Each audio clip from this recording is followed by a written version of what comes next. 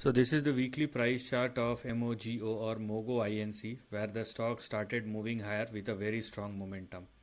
As one can clearly see that the stock is now started moving higher with a very strong momentum, but what we want is obviously some more confirmation and some more sustainability. So it is correct that with this strong momentum, stock has changed its direction even in the near term, even in the near as well as in the intermediate term. But it is also mandatory for MOGO to continue to trade and sustain at or above the support and stop loss, which in this case are 2.29 and $2. So do not go below 2 or lower, otherwise downside will start once again.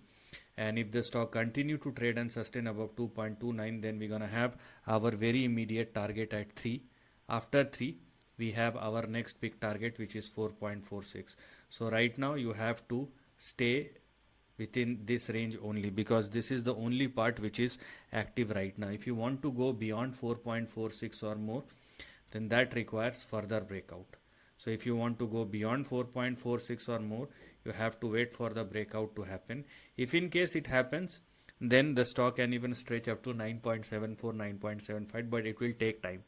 Now technically, if you are looking at the big trend, then this entire range is active. So if things works out in the long term, then we have a move like this. So we have an upswing, a downswing, and hopefully an upswing once again. But if you want to go that high, then obviously you have to wait for the stock to behave, and you have to wait for the stock to surpass and sustain above all these levels.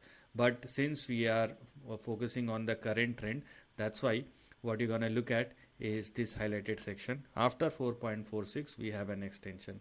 If you want to go beyond 9.74 or more, then you have to wait for the breakout. But in the long term, if it works out, then we have 19.5 and 36 as well.